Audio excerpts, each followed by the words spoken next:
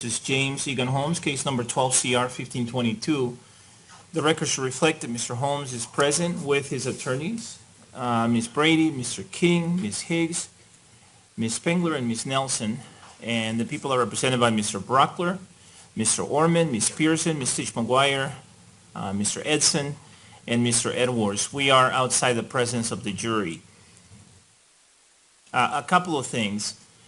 First, with respect to juror number 118, as you know, she sent a second note earlier today indicating that she was okay with us not delaying things for her son's graduation and asking us to just proceed.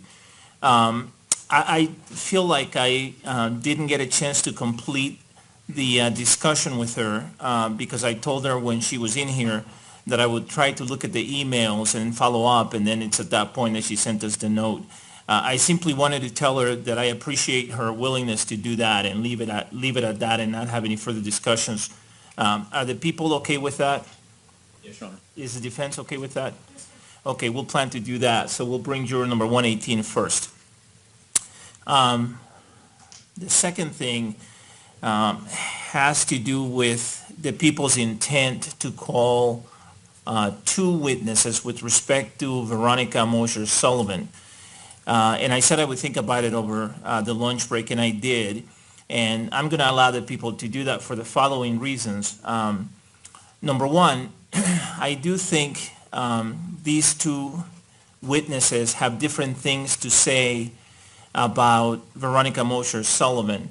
And of course, the people are aware of my order that says I'm not going to allow any testimony that just repeats what someone else has testified to. So that's going to apply. And if the defense at any point believes that that rule is being violated, an objection should be made, and then I will rule on the objection. Number two, I based on the testimony that has been presented yesterday and today, I am not concerned, at least at this point, with the jury being overwhelmed with emotion. And that's what the law is always concerned with when it comes to victim impact testimony. The testimony that has been presented related to victim impact has been at times very emotional, but I've been watching the jury, and there was one point yesterday when I think we had a handful of jurors who appeared to be crying. They were emotional. And when I say crying, I don't mean bawling or anything like that. They were teary-eyed. They were crying, not excessively so. Only a couple of those jurors are deliberating jurors. There have been other times between yesterday and today when a couple of jurors, those couple of jurors are included within the handful, when they have become emotional at different points yesterday and today on a few different occasions. Only one of those is a deliberating juror as far as I've been able to see. Number three, the third reason is that I indicated before the victim impact evidence was introduced that the people had to show self-restraint. And for the most part, I believe they've done that. There have been things that were included in the disclosures that the people did not go into and did not elicit, things that were included in P83, I think it was, P83 and P83D, I think we ended up labeling it. There were things in those detailed disclosures that had the potential to be very dramatic and emotional, and the people did not elicit that testimony, even though they could have done so. So that's number three. And number four, I've been giving the jurors a cautionary instruction throughout the presentation of victim impact evidence, and I am confident that the jury will follow that instruction. The instruction tells the jury or reminds the jury that it may not be swayed by emotion, that its decisions in the sentencing hearing may not be the result of any irrational or arbitrary emotional response, and that each of the final sentencing verdicts has to reflect each juror's individual reasoned moral judgment. So for all those reasons, I'm going to allow the people to call two witnesses with respect to Veronica Mosher Sullivan. I'm not concerned that the jury is somehow going to infer from this that Veronica Mosher Sullivan is a more important victim than other victims, or that her death is more significant than the deaths of other victims. I think it's going to be clear, based on what representations that people have made, that the reason that they're calling two different witnesses is because the grandfather was present at this, was it a kindergarten event? Yes, sir. Continuation ceremony, and mom couldn't be there because she was at a funeral.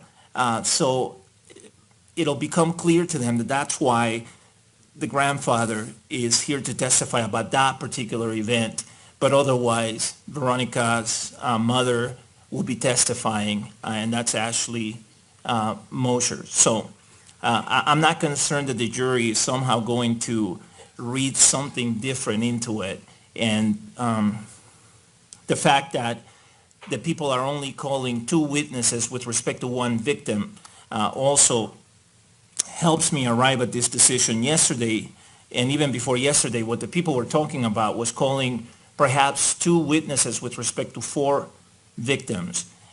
And I indicated that I was going to wait until, or I wanted to wait until at least one witness had testified with respect to each victim, and then go from there and see at that point whether I felt that it was appropriate to allow additional witnesses with respect to any victim. So now they're saying, Judge, we're only going to do it with respect to one victim, and they have provided the court a reason as to that, and that is that the grandfather was the only one who could be there, be at the continuation ceremony. Mother could not be there, and then of course grandfathers from the other side of the family as well, which the people indicated in the offer of proof that they made earlier today, or the explanation that they provided. So the next thing I wanted to talk about, I became aware during the lunch break that apparently there's been another shooting in a theater, and I don't know whether the parties have become aware of that or not, and I believe it was in Tennessee. I don't know all the details, but the question is, do the parties want me to provide any additional admonishment to the jurors as a result of it? I'm already telling them that they can't learn anything about this case or any case like it, and I've already told them that they cannot learn any information from media or news reports with respect to the event in Louisiana. And of course, we all know that the event in Louisiana that I'm referring to is the theater shooting in Louisiana. But what I've been telling them is the event in Louisiana, and I've done that at the attorney's request, which I think is appropriate. Mr. Orman, do the people have a position on that? Your Honor, I was going to bring that up, and I appreciate the court doing that. What I've been able to learn from news reports, which are early and therefore possibly inaccurate, is that it was in a theater. Apparently, the person who is dead was the person who committed the crime. Apparently, this person entered the theater with a hatchet and a gun of some sort. And what I was reading is that apparently the person attacked some people in the projection room of the theater, who I assume would be theater employees, and that 3 people were treated by the fire department for exposure to pepper spray. Unknown whether that was something that the attacker was using, or one of those 3 people was using, or someone else was using in self-defense. And one of them apparently had some type of wound that could have been a hatchet wound, and that the police were called, and that a police officer entered the theater and apparently got in an exchange of fire with this person, and then took cover and fled. or went outside, and then the SWAT team shortly arrived and got in a fire exchange with this person, and that person was found dead, unknown if they killed themselves or were shot by the police. It does not seem to be, so it could just be a crime that happened in a movie theater, not because of the movie that was being played or anything like that. I don't know. It's preliminary reports at this point. If the defense wants the court to inquire or say something not to read about this, obviously I don't object, but it seems like a pretty different type of crime than we're talking about here. All right, and for the record will reflect that it's the beginning of the afternoon, and so this apparently hit the news over the lunch hour, and so it's not an overnight situation, which would be more concerning. It's a just a lunch hour situation when at least the story started making its way in the news, and so I thought I would bring it up and ask if either party had a position on it. Ms. Brady, do you have any position on this?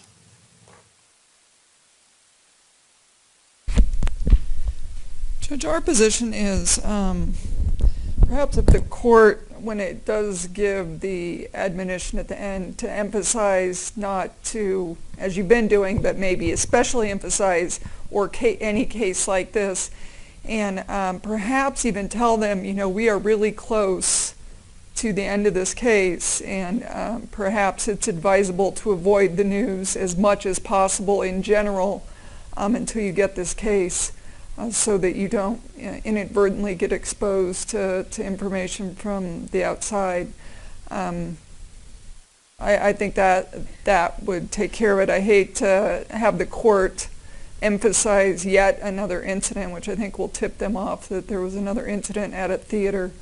And so I think if the court just emphasizes no cases like this and perhaps avoid news as much as possible, and hopefully that'll do it. Okay. That's what I was inclined to do, and I think that's the best approach, and so that's what I'm going to do.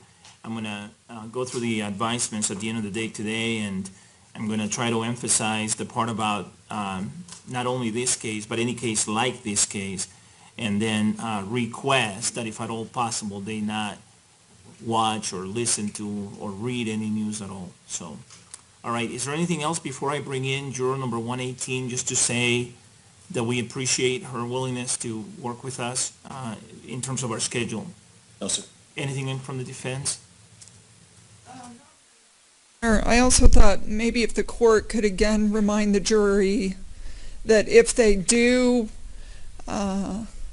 overhear something or see something inadvertently, to make sure and let the court know. I will do that. Thank you.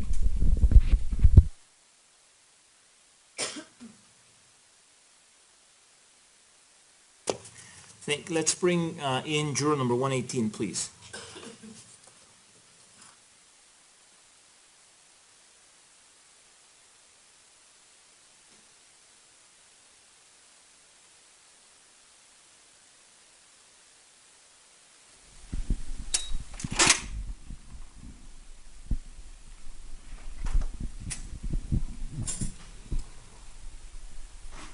The record should reflect that juror number 118 is now present in the courtroom. Good afternoon. Good afternoon. I just brought you in to say thank you and to tell you how much we appreciate your willingness to work with us in terms of our schedule. I very much appreciate that. I read your last note, and your last note indicated that we could proceed, and I just wanted to say thank you for that. The first note was just to ask you if you knew. I didn't want anything changed. Okay. I didn't need any suppositions. I just wanted to know if you knew. And you know what? Looking or remembering now back at the note you sent, you're right. That was your specific question. Your specific question is, do you know what the schedule is? And so, but I figured that you were interested in that because you were trying to figure out whether to make that trip or not. But Correct. Nevertheless, my appreciation and the appreciation of the parties remains the same. We very much thank you for your willingness to do that. You're welcome. Thank you.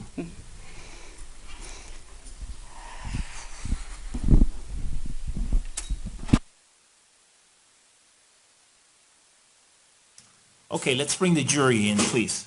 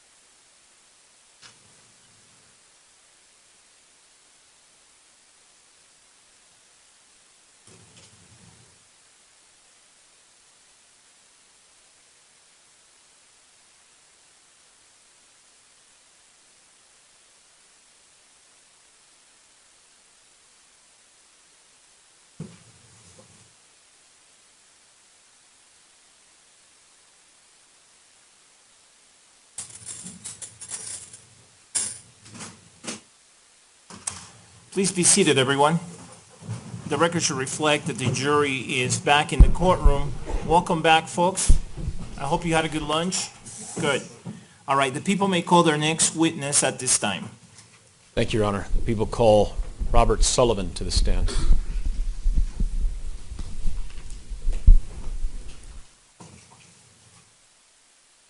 Good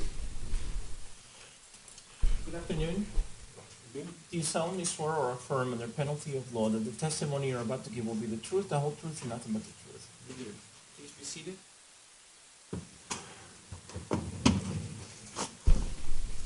Could you please tell us your full name and spell your first, middle, and last names?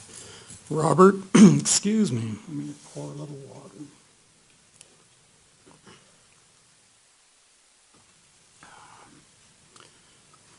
It's Robert Mitchell Sullivan, Robert Mitchell Sullivan.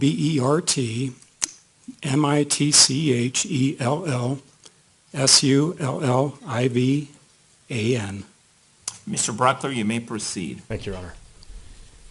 Sir, to you, who is Veronica Mosier Sullivan?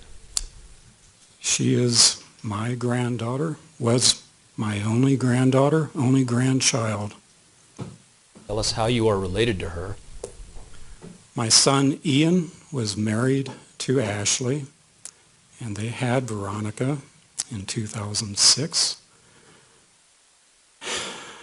And as I say, she was our only grandchild. Ian is our only child, so we lost our only child's only child. Sir, at some point after the birth of Veronica, your son and Veronica's mother, Ashley, divorced. Is that fair? Correct. I want you to, if you could, describe for us the relationship that you were able to build with Veronica leading up to some things that we're going to talk about here. Okay, well, when they were married, of course they had Veronica before they were married. They got married when she was 3. And, you establish the relationship as soon as she was born. And, the thoughts, the memories of each phase. I remember with Ian, when he was a child, when he was born, and being present and carrying him, being the first one to hold him. And I remember feeling like I was floating. It was such a wonderful experience. Well, raising him, each phase of his life, quite well remember the good and the bad times, the things that everybody has as a child growing up. As a parent, you learn, and becoming a grandparent is a special distinction there. So, we were able to incorporate some of the things we learned with Ian, raising him, and to enjoy. As a grandparent, you're limited in your exposure to a child, to your grandchild, and you tend to focus on, the fun things, the enjoyable things. You try to engender certain qualities and experiences you want them to experience. And, there's so many memories I have as far as, interacting with her, knowing what you can do as an infant, as a toddler, as a small child. And, I couldn't wait, to do some of the fun things. I wanted to interject the silly, the fun, goofy things that, make up a child's life before life gets more serious. Tell us about in the months or even the year leading up to May, June, July of 2012, how much did you get to spend time with Veronica? How much time did you spend with her? It was limited 2 weekends. My son had Veronica on the weekends because of Ashley had custody after the divorce, and so it was limited. But within those limitations, we certainly enjoyed her to the fullest. Having a grandchild, it's, like I said, it's such a wonderful experience. What you can share with them, as I say, what you want to engender, what you can put into their lives, and what you've learned already after raising a child. So the experiences we had, going to the zoo, going hiking, Ian took her camping, taught her to ski, well, as much as you can to that extent, that he had her up at the slope where he was working at Winter Park. But sledding, the experiences that you get to share, things you want to expose them to, books, reading, stories that are focused for them, movies, animated movies, things that, are appropriate for that age. And, I think of her, and there's certain aspects. I know later we will get to the photo that I wanted to, mention as far as the significance of the photo and the qualities that I saw in Veronica. There was just a sweet innocence about this child. She had a sensitivity about her that, I could relate to. When I was a kid, I was very shy and very sensitive, and I saw that in Veronica. She had, of course, the characteristics that most all children do, very playful, and it was those aspects I wanted to reinforce. In playing with her, I would really enjoy picking her up, running around pick her up like a sack of potatoes, like I said, and playing like a gorilla man, monkey man. And she would giggle and shriek with delight. And she really loved that game. But the other things, just acting silly, it's like sometimes when I would see her, it'd be maybe several weeks. And especially when the period came after a long absence where I didn't get to see her, she was a little timid, and I'd look at her in the eyes and, just start making facial, caricatures and just funny faces to get her to lighten up. And she would giggle and start to laugh and, those type of things. I think they're essential. I think they're essential in building a person. Humor, you need some levity. You could use levity in this courtroom a number of times, I know, and humor is an essential part of life. Sir, in the time that you had with Veronica, did you try to preserve a lot of that through pictures and video and stuff? Yes, unfortunately, the burglary in October. Would anyone object? 401, 403? Would counsel approach, please?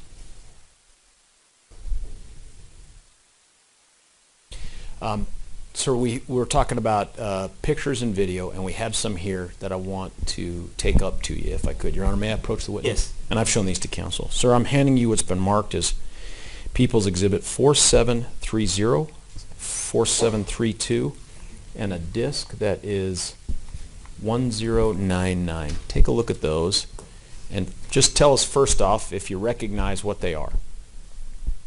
Yes, I do. We'll get to publishing those in a bit, but first off, there's a picture that is, I think it ends in 32, sir. Forgive me, I didn't write it down in there. 4732. Do you see that one? Yes. Tell us what that is a picture of. It's a picture of Veronica, my granddaughter, taken inside our house in our office. And do you know about, in her age, where that is in relation to the other things we'll discuss, Christmas and her continuation? I'd say she's about 6. This was taken, I'd have to look back at the file and see, but I know it was either taken in the fall of 2011 or spring of 2012. Is that a fair and accurate picture of what she looked like before she was shot to death? Oh, yes. Your Honor, I'd move for the admission of People's Exhibit 4732 into evidence. Is there any objection? Nothing further? All right, based on my prior rulings, P-TR-4732 is admitted and may be published. Ma'am. You remember what occasioned that, or was this just one of many grandpa pictures? This is just one of many. One of the few that still have. As we get into these next pictures, you've alluded to it to some extent, but tell us, in your contact with Veronica, what was her personality like? Well, as I was saying, the thing that struck me about her first and foremost was her sensitivity. A little timid, but very bright, very smart, and a very fun-loving child. As I say, 6 years old. There's only 6 years there, but you can see the seeds of, great potential. And she was a sweetheart. I mean, when I think of her, the images I see in my mind, sometimes they correspond with some of the photos, and several photos that you have not submitted here. But I think of an angelic little girl. To me, she personified a little angel. I know people and most parents will feel this about their children. Your parents might have felt this way about you. Little angel. I don't use those references as much. But in her case, this was in actuality. It was true. Take a look at Exhibit 1099, sir. That's that disc. Okay. Tell us if you recognize the disc and tell us what's on it. Okay, on this disc, there are fragments of her last Christmas. She spent Christmas with us, and we had quite a elaborate Christmas celebration. When I shot the video, I'd done this for years, to the point where, my son, my wife was like, oh my God, here we go again. We get out the camcorder and basically, recorded the entire Christmas morning. Well, on this disc are fragments of that. The whole process lasted well over an hour and a half. And my son, as well as my wife, Veronica's grandmother, and myself, really indulged Veronica. And you only get to see fragments of that. As I was told, they couldn't play the other parts because of the music. Hold on, That's sir. okay. Just answer the questions, okay? That's okay, sir. In terms of that disc, do do we get a better sense of Veronica's personality and how she interacted with you and that part of the family? You'll see little bits of it, not as much as I would like to see, because to truly convey it, All right. I understand. That's stricken, and the jury will disregard it. You want to play the video, Mr. Brockler? Yes, sir. 1099? Yes, sir. Let's go ahead and do that.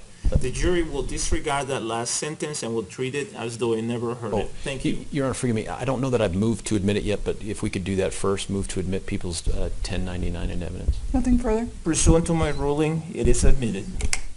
Can you publish that for us, ma'am? okay. You want to turn on your stereo? Yeah. Then you can play music, although I think I ought to play it a little more traditional. Okay. You want to? You can go ahead and open your stocking. Just let it be. Play. Yeah. I'm just gonna play it. You haven't even heard the whole thing yet. Don't eat this. This is so bad for her. Yes, it's not good for dogs at all. Ooh, a happy banana, kind of like a rainbow.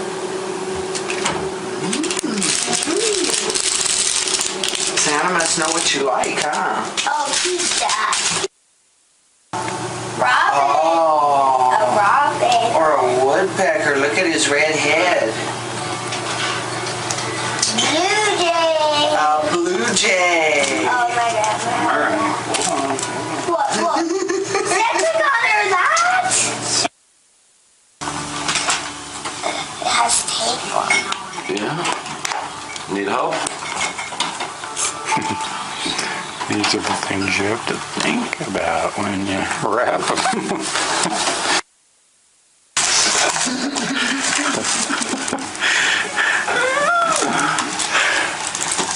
But just as necessary. Yeah. That's what I thought. Yes. Oh, you noticed the pretty bow again. No. Where's the hat? Santa hat?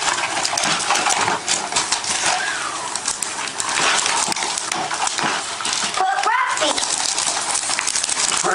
Pretty ribbons, Did you hear huh? her? Pretty bow. She noticed it. See? My little Yeah. minuscule. It's full food.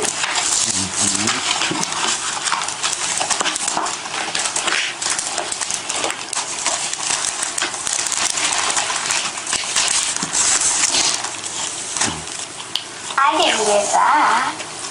Yeah, you like it? Yeah. Thank you. Thank you.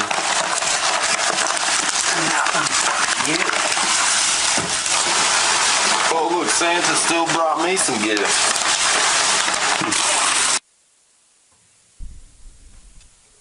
Mr. Brockler? Your Honor, can we approach, please? Yes.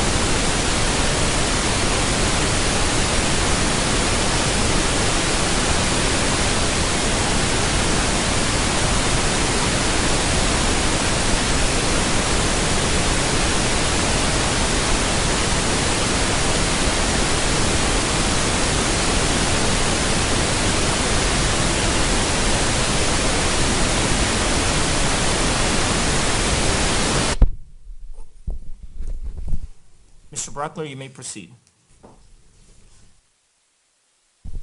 Sir, I want to fast forward to May 25th, 2012. Do you recall that day? Yes, I do. Now, you, on May 25th, 2012, you ended up attending a continuation ceremony for Veronica as she was making the transition out of kindergarten. Is that correct? Yes. Now, when you were there, was in part the reason that you were there was because her own mother couldn't be there for it. Correct. And did you again bring your camera with you? I took a little pocket camera with me, not the normal one I use. When you went to the continuation ceremony and you went inside, Veronica didn't see you right away? No, she didn't. Did she seem to you to be looking around for any sort of family that she could find? Yeah, her eyes, she was surrounded by a lot of children, and she was looking around, but the area, the audience where the families were, she didn't see any faces she recognized. You were able to capture with that pocket camera that first recognition that family was there at that ceremony. Is that right? That's correct. Your Honor, could we have, with the court's permission, previously admitted 4731 published? Yes, you may. Is this that picture, sir? Yes, it is. Thank you. Later in that day, after this continuation ceremony, you took her out to get ice cream. Yes. Did you at that time have your bigger, better camera? No. Throughout the day, I just had the little pocket camera, but I took the photos that I submitted, the one at the ice cream shop. Now this one, and forgive me, 4730, take a look at that down there. Is that the one we're about to talk about? Yes. Is that the picture you took after the continuation ceremony on May the 25th, 2012? Yes, it is. We took her there to celebrate. This captures a little bit more of sort of her personality on that day? Yes. Your Yes. Honor, with the court's permission, I'd like to move to admit 4730 into evidence. Any objection? Nothing further. All right, based on my previous rulings, P-TR-4730 is admitted and may be published. Ma'am, can we see 4730, please? Is this that picture of her wearing that same outfit from that other photograph? Yes. Thank you, ma'am. I don't have anything further, Your Honor. All right, do you have any questions? I don't, thank you. All right, and the jury does not appear to have any questions. May Mr. Sullivan be released from his subpoena? Yes, sir. Any objection? No, sir. All right, sir, thank you. Call your next witness, please.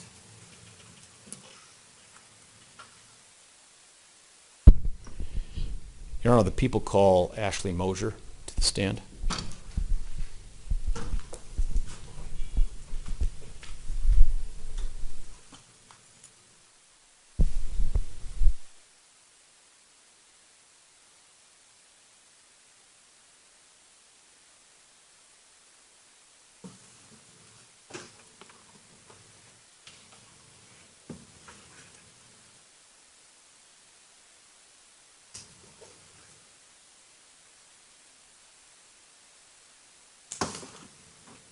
Good afternoon. Could I have you raise your right hand, please, so that I can administer a note? Do you solemnly swear or affirm under penalty of law that the testimony you're about to give will be the truth, the whole truth, and nothing but the truth? I do.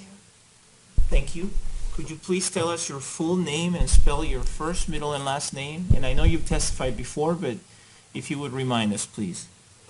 Ashley Veronica Moser, AShleyVeronica All right. Could you move the microphone closer to her, please, or could you move it close? Ma'am, do you need my help to move that, or do you have it? No. I know you're soft-spoken, and forgive me for asking you to talk right in there, but it's the only way we're going to hear, okay? Okay. All right, Mr. Brockler, you may proceed. Thank you, Your Honor. Ma'am, have you been in the courtroom here as we've put up some pictures of Veronica? Yes. Is that your daughter? Yes. I know that we had you in here before testifying about what happened to you in the theater. That's not what we're here to talk about right now, okay? Okay.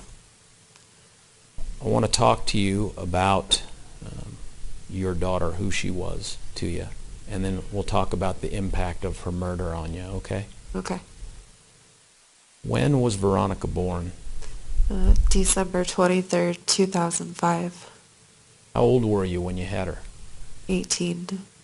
Were you single? No. Were you married? No. Were you with Ian? Yes. Did you get married after her birth at some point? Yes. How did you come up with the name for her? Actually, Ian really liked the name Veronica, so he chose that name, and I chose her middle name, What's her middle name? Hani, Spell that for us. Hanni. Where'd you get that? When I was pregnant with her, I worked at Starbucks, and I had a regular, this older gentleman, and every day he would bring me 5 girl names, and one day I just fell in love with the name Hani, and he said it was, I don't know, a Swedish name, but so that's how I got that name. Um, y- w- I know she was 6 when she died, but what was her personality like? Her personality was, she was, like, very, like, silly and fun and excited and happy and just fun-loving and caring and sweet. Did she have any brothers or sisters? No. What were some things leading up to July? What were some things that she liked? She liked to draw and she liked to read. Was she a good reader? Yeah, she was. What kind of books did she read? Oh, just like well, she had just learned how to read, so I don't know, the little ones that they send home from the school, like the 3-letter word ones. But I mean, I would read to her at night, so. Did she have friends that she played with? At school, yes, yeah. Did you see her interact with her friends? Yes. What was she like as a friend in her 5-year, 6-year? She was a follower, but she was just, I don't know, caring. I mean, she was not a bully or at all. She was just very submissive, I guess. Wanted to, follow whatever the other child wanted to do. I'm going to use a word, demeanor, but I want to ask you, was she upbeat, subdued, sad, happy? How was she in her day-to-day interactions? She was very upbeat and very happy all the time. What other things did she like? Did she like toys? No, not really. She didn't like toys too much. What did she prefer to toys? Mostly coloring and looking at books, and she had a lot of energy, so just like going to the park and stuff. Before July 20th of 2012, did she like movies? Yes, she did. What was she like when she'd watch a movie? It was very unique. When I would put on a movie for her, if you would try to talk to her, she couldn't even hear you at all. and I'd have to like go up in front of the TV or like turn it off for her to um, hear me at all. Did you see her interact with your mom and your other relatives? Yes. How was she with them? She was good with them. I don't know, like Nice. nice, yeah. She a hugger, a cuddler, handshaker, high fiver? No, she was very independent, I'd say. She wasn't like too much of a hugger. Only when she was tired. That's when I knew when she got tired. What was your relationship with your daughter like leading up to July of 2012?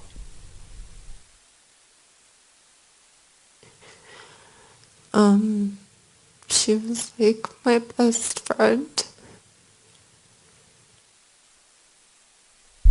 She was my life. I was going to ask you that. How much of your life from the age of 18 until July of 2012 did your daughter consume?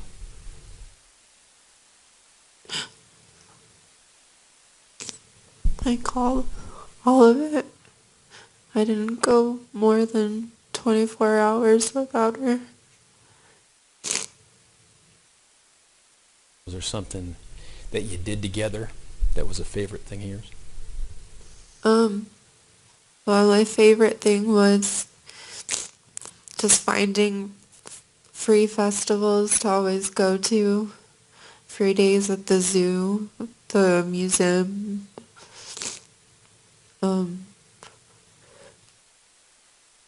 just going places. Did she enjoy people? Yeah, was very social. You've described her in the past as she loved everybody. Yes. She did. Was she excited? Very. 20th, 2012, was she excited? Oh yeah, she was very excited, especially just because she got to hang out with, the older girls, so. And you had told her before the theater about your good news? Yes. Yeah, I did. Was she excited about the prospect of being a big sister? Yeah, I think, yeah, she was. I don't know how well she grasped it, but yeah. We've heard about what happened in the theater and how you came to find out about your daughter's death. I'm sorry? We've already come to find out about how you found out about your daughter's death and what took place in the theater. I want to ask you about afterwards. Without going into the physical stuff, the stuff we see that we know about. There's no easier question than how are you different after the murder of your daughter? Very different. Just deal a lot with depression and anxiety. Tell us more about that. I don't know who I am anymore. 'Cause I was a mom when I was 18. And that's all I knew how to be. And now I'm not a mom. So.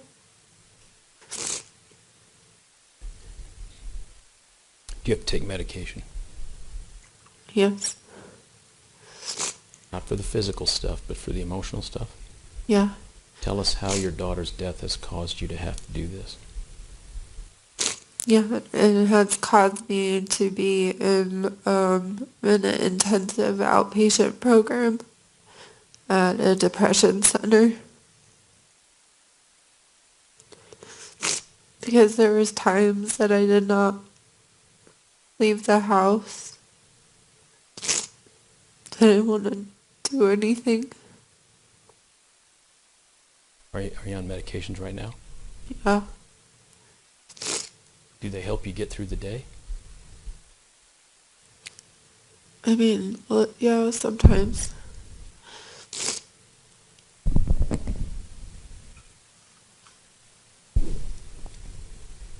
What's the thing you miss most about your daughter?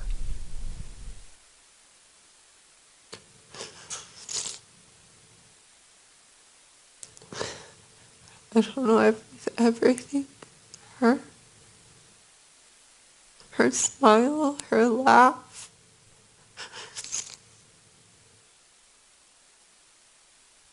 The way she just was, she was my little silly Billy. I don't know, she was always trying to make people happy.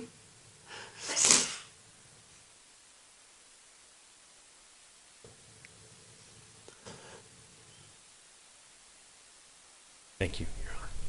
Do Nothing you have any questions, Ms. Brady? No, sir. And the jury does not appear to have any questions. May Ms. Mosher be released from her subpoena? Yes, sir. Is there any objection? No, sir. All right, Ms. Mosher, thank you.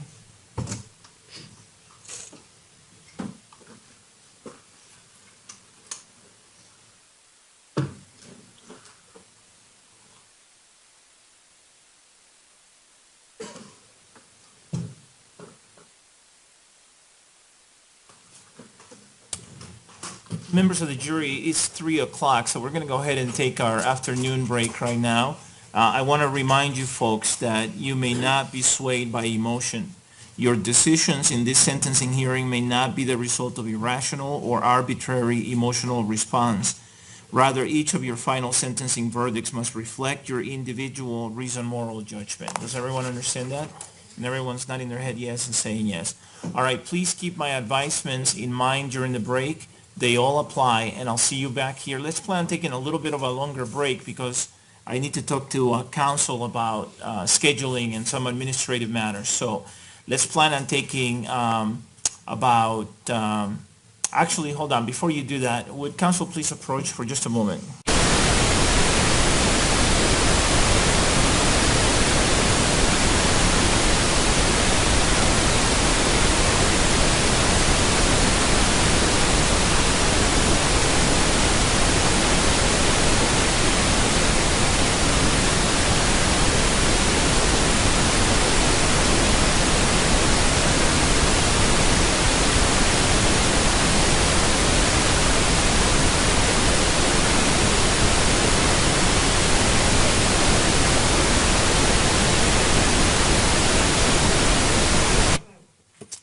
It's 3 o'clock, folks. Let's have you back at 3:35, okay? All right.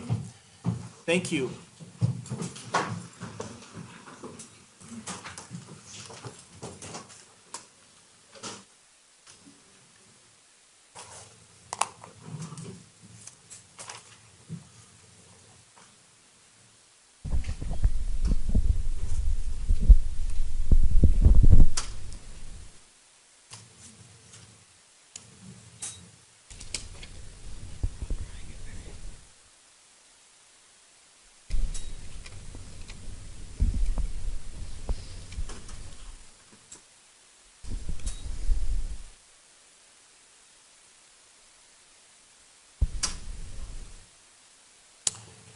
Please be seated, everyone. The record should reflect that the jury has now exited the courtroom. Ms. Brady, is it okay with you if I do the Curtis advisement at this time? Your Honor, can I make a record really quick before we do that? Yes? I just wanted to supplement our victim impact record with statements that Ashley Mosher obviously was crying and upset, and understandably so, but I didn't want to put that on the record.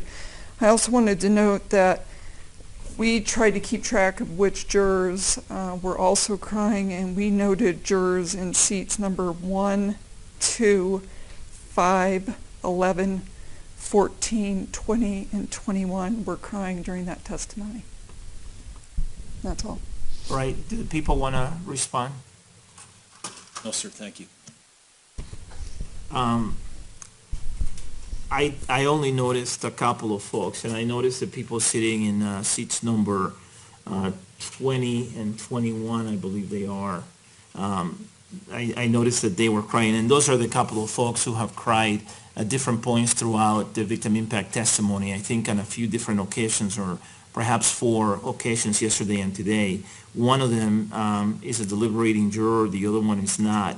I did not notice any of the other ones. That's not to say that they weren't, but I did not notice any of the other ones. I did look in the way of the jury on a few different occasions to see whether they were getting emotional. I did not get the sense that they were getting emotional other than 20 and 21, the people sitting in seats 20 and 21. As I've said before, though, I haven't noticed that the jurors in general have been particularly emotional. For the most part, they haven't been affected by the victim impact evidence. I made a record before, and I stand by that record. There was one time yesterday when there were a handful of them who were crying. It was not excessive crying, it was not bawling, but I noticed them crying. We took a break after that, and right before the break, I gave them the cautionary instruction. At other points, yesterday and today, 3 other occasions, there have been a couple of them that I've noticed crying. That's the people sitting in seats number 20 and 21. Again, the same type of thing. Their eyes get teary. They clearly have tears, but it's not excessive crying or bawling or anything like that. And that has happened about 4 different times, I would say, in addition to the one time that I mentioned earlier about yesterday when there were about 5 of them that I noticed were crying. So overall, I am not concerned that this jury has been overwhelmed with emotion as a result of the victim impact evidence. The testimony has been emotional at times, very emotional at times, but I am comfortable that this jury understands my cautionary instruction that they will follow it. I'm very confident in that. I don't think that they have been particularly emotional throughout. Certainly, I was concerned with that risk before we started, but I've been watching them as much as I can, and I'm not concerned. So, all right, is it a good time, Ms. Brady, for me to do the courteous advisement of your client at this time? Yes, sir. All right. Mr. Holmes, I need to speak to you directly at this time. I need to advise you about your right to testify in this phase 3 of the sentencing hearing, as well as your right to not testify in this phase 3 of the sentencing hearing. Can you hear me clearly right now? Yes. If at any point there is anything that I say to you that you do not hear clearly or that you do not understand, would you please let me know that? Yes. I need to advise you that you have a right to testify in this phase 3 of the sentencing hearing, which is the final phase of the sentencing hearing. This is the last opportunity that you would have to testify in these proceedings, and I'm specifically referring to the sentencing hearing. If you want to testify in phase 3 of the sentencing hearing, no one can prevent you from doing so. You may take the witness stand and testify in phase 3 of the sentencing hearing, even if it is contrary to the advice of your attorneys. If you want to testify, no one can prevent you from doing so. I always tell people who are accused of crimes and who are in trial that it's always a good idea to speak to their attorneys about this, but in the end, this is a decision that they have to make. And I've mentioned that to you before because I've given you this advisement before, but I'm mentioning it to you again. If you want to testify, no one, not even your attorneys, can prevent you from doing so. If you were to testify in phase 3 of the sentencing hearing, then the district attorney would be allowed to cross-examine you. And you have seen how the district attorney's office has cross-examined witnesses who have been called by your attorneys. It would work the same way. The district attorney's office would have an opportunity to cross-examine you if you were to testify. If you've been convicted of any felonies, the district attorney would be entitled to ask you about those convictions and thereby disclose those convictions to the jury. If any felony convictions are disclosed to the jury, I will instruct the jury that it can consider them only as they bear upon the issue of your credibility. I would instruct the jury that it cannot consider those felony convictions for any other purpose. I'm going to ask the prosecutors at this time if they are aware of any felonies of which you have been convicted. And I know that I've done this before, but I want to confirm it. So, Mr. Orme, would you confirm for me that you and your colleagues on the prosecution's table are not aware of any felony convictions for the defendant, Mr. Holmes? We are aware of no prior felony convictions prior to the ones in this trial. All right, thank you.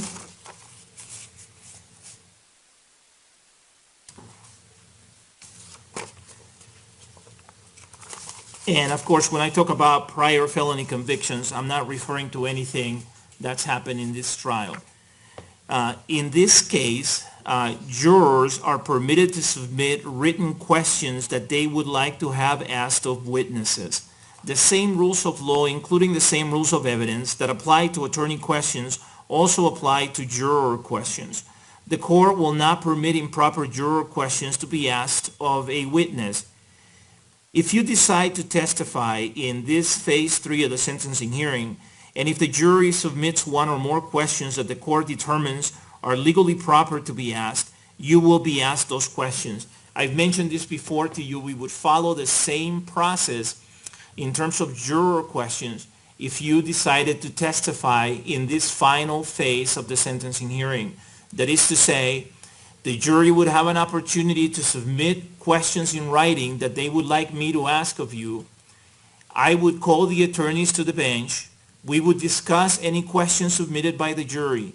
I would then entertain any objections to those questions.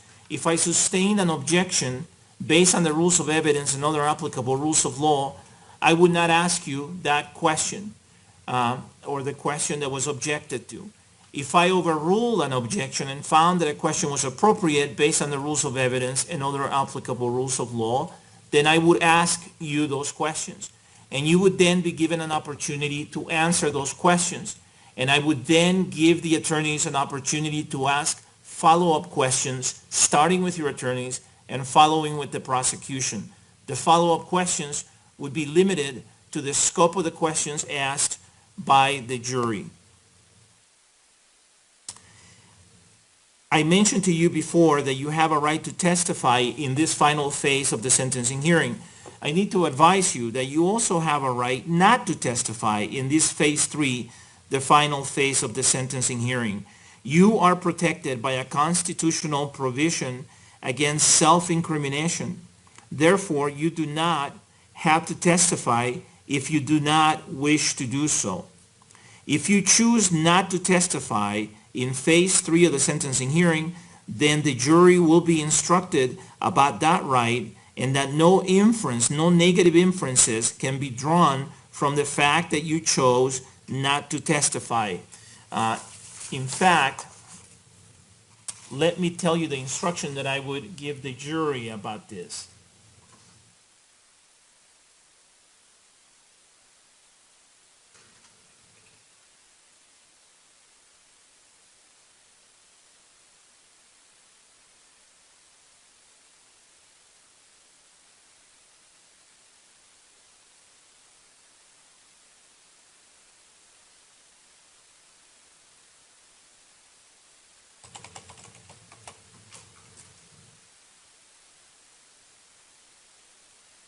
I would instruct the jury as follows, and I would only do this if your attorneys ask me to do it, and I believe that your attorneys have asked me, in this case, based on their tendered instructions, to do it.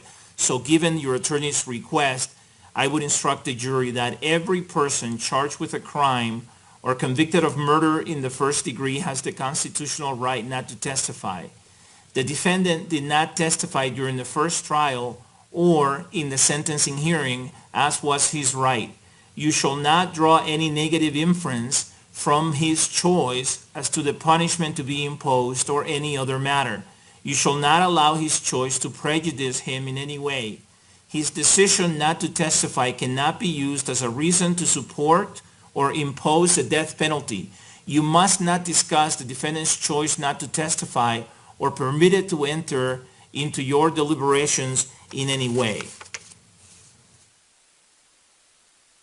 The decision whether, that's the instruction that I would give. And that I would do that at your attorney's request.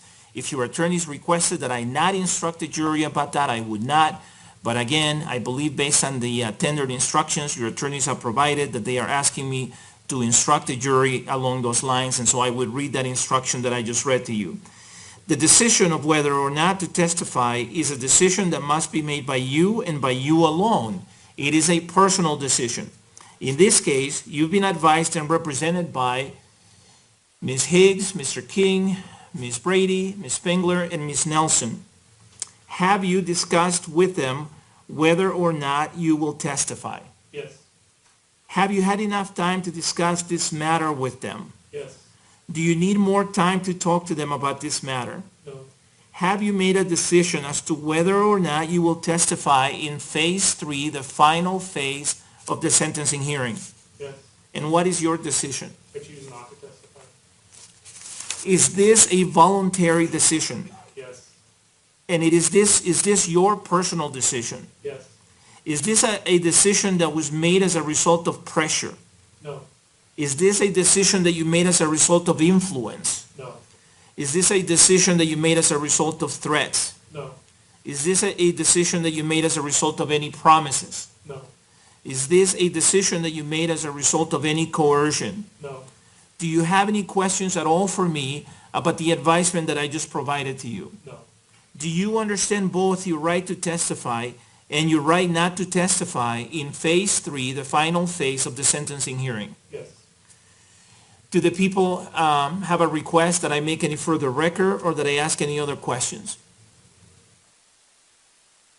Your Honor, one of the questions you asked was this the result of influence? And I'm not sure if that's supposed to be undue influence or some other type of influence or just influence in general. And I just don't remember, so I thought I would bring that up. I'm not making any request. Okay. Has anybody in any way influenced you improperly or unduly or unfairly in making your decision? No. Is this your own decision, your own personal decision? Yes. And you understand that nobody can prevent you from testifying if you want to testify. Yes. Not even your attorneys can prevent you from doing that. Do you understand that? Yes. And if you choose not to testify, nobody can prevent you from standing by that choice. Do you understand that? Yes. All right. Is that sufficient? Sir. All right. Any other record that the defense is requesting? No, sir. Any other questions that the defense wants me to ask? No, sir. All right. Based on my discussion with Mr. Holmes, I find that his decision to not testify in this phase 3, the final phase of the sentencing hearing, has been made knowingly, voluntarily, and intelligently. Ms. Brady, is it okay with you if I now proceed with the advisement related to statement of the right to make a statement of allocution? Yes. All right. Mr. Holmes, I need to speak to you directly again. If you do not understand something I say or you do not hear clearly, would you please let me know that? Yes. And can you still hear me okay? Yes. And are you still understanding me okay? Yes. Do you understand that you have the right to allocution? Yes. And do you understand what that means? Yes. Do you understand that that's different than your right to testify? Yes. And have you talked to your attorneys about your right to make a statement in allocution and the difference between a statement in allocution and testifying? Yes. Do you have any questions for me about that difference or about your right to make a statement of allocution? No. Do you understand that if you make a statement of allocution, you will not be under oath? Yes. Do you understand that if you make a statement of allocution, you will not be cross-examined? Yes. Do you understand that if you want to make a statement of allocution, no one can prevent you from doing so? Yes. That includes your attorneys. Do you understand that? Yes. Do you understand that you do not have to make a statement of allocution and no one can require you to make a statement of allocution? Yes. Do you understand that if you decide not to make a statement of allocution, the jury will not be advised in any way that you have decided not to make a statement of allocution to them? Yes. Have you consulted with your attorneys concerning this issue? Yes. Are you satisfied with the advice that your attorneys have provided concerning this particular issue? Yes. And do you understand your right to make a statement of allocution? Yes. Do you also understand your right to not make a statement of allocution? Yes. Do you desire more time to discuss this issue with your attorneys? No. Whether or not you give a statement of allocution is your personal choice. Although you may have consulted with your attorneys and they may have given you advice on this issue, do you understand that whether or not you give a statement of allocution is your choice and not your attorney's choice? Yes. Whatever your decision is it your free and voluntary choice and your own personal decision? Yes. Do you have any questions of the court before I ask you for your decision? No. Do you need more time to think about this or to consult with your attorneys about your right to make a statement of allocution and your right to not make a statement of allocution? No. And have you made a decision? Yes. What is your decision in terms of whether you will make a statement of allocution or whether you will not make a statement of allocution? I will not make a statement about it. Any additional record at this time from the people? No, Your Honor, thank you. Any additional record or any additional questions that the defense is requesting? No, thank you. All right, based on my discussion with Mr. Holmes, I find that his decision to not make a statement of allocution is one that has been made knowingly, voluntarily, and intelligently. All right, what I propose is that we take a break, about a 15-minute break. Then I'm going to bring the jury in. I'm going to ask the people to call their next witness. It's my understanding that the prosecution will rest at that point. I'm going to ask the defense if they wish to present any evidence, and it's my understanding that the defense will rest at that time. And then I'm going to give the jury the advisement, send them home, and have them come back tomorrow at some point for closing arguments. The question is, when should we have them come back? We can work on instructions today, but that depends on how late you can stay.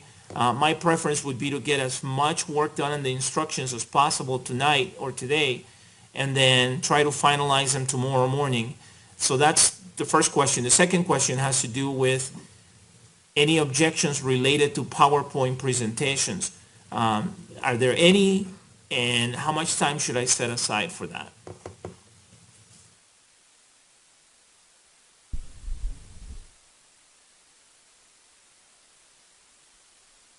Your Honor, I'll speak to the PowerPoint part of this thing. I spoke with Miss Brady, and if I'm speaking out of school, ma'am, correct me. She's indicated she's not going to have a PowerPoint.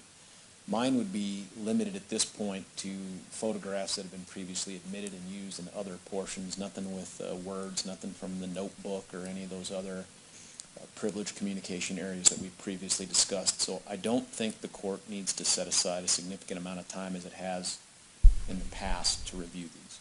Okay, great. I don't know how lengthy our instructions conference is going to be, so to play it on the safe side, what I would suggest is that we start at 1. How does that sound? If we have the jury come back at 1 tomorrow afternoon, it's going to take me about an hour to read the instructions, and or maybe a little less than that. Then we'll have to take a break, and then the attorneys can go into their closing arguments at that point. If we have any time, the jury can start deliberating. Otherwise, they can come back and start deliberating on Friday morning.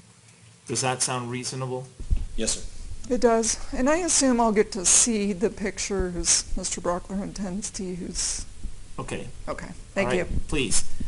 Okay, is there anything else then before I step down for the break? Anything on behalf of the people? No, sir. Anything on behalf of the defense? I think Ms. Nelson is standing. I just wanted to let the court know I would need another break before we begin discussing instructions, but it's also my preference to do as much as possible tonight. I'm available to stay as late as the court desires. So. Okay. All right, let me check with all my staff and let me check with my court reporter as well to see how late we can stay.